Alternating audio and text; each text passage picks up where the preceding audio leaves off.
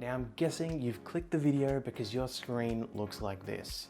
Hey, my name's Jonathan and I'm going to give you a tutorial today on how to change your Sony Alpha screen protector so it looks like this once again. So to start things off, let's have a look at what you're going to need in order to replace it.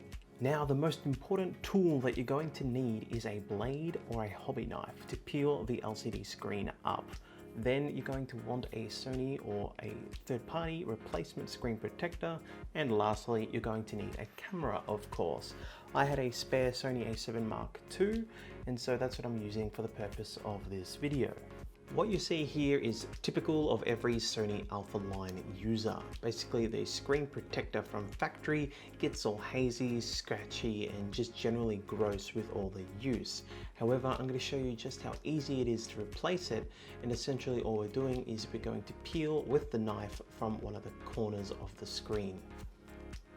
Now I'm going to use the genuine Sony replacement, the PCK LM15, because I have a Sony A7 II.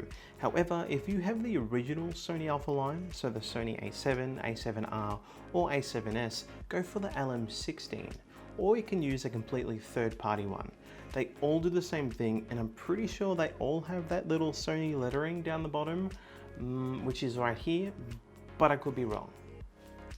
So you'll take that X-Acto blade or hobby knife and start working at one of the corners of the LCD screen.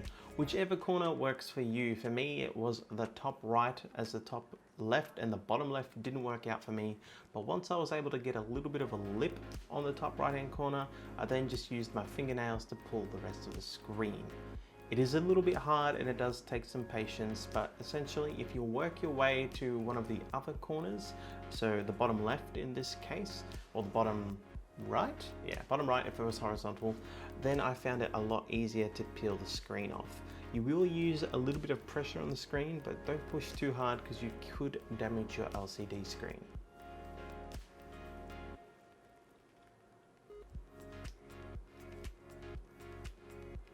Now after pulling off the screen, you may find that you've got a little bit of adhesive residue left over, and that's just from this actual screen replacement from Sony. It can leave some, it can leave a lot more than what mine did, but once you get rid of that screen protector and you can see the leftover screen residue, then what I just did is I grabbed a screen cleaner, an anti-static one, and some paper towel, and I just sprayed onto the paper towel directly itself and not the screen.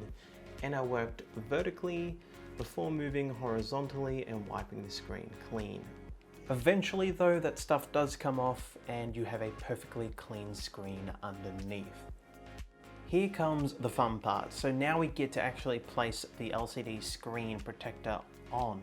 Basically I used my index finger and I found it easy to just hold back the film as I lined it up with the screen. I do wish I had my fiance around for this because I suck at lining things up. But nonetheless, the way I did it was I put down the right hand side first and held it in place with my finger. And then once it was down, I just patted around the corners to make sure that it was on nice and securely. So once you've done that, peel back the awesome film and reveal your fresh new screen. So there you go, that's what you're left with. It looks brand new and it really didn't take that long to do. There you go guys, so it's that easy. It just takes a little bit of patience, but you can have your screen looking back to normal. So if this video has helped you out in any way, please feel free to drop a like or a comment if you have any questions for me. Otherwise, I'd love for you guys to subscribe. I will have more content like this coming out in the future.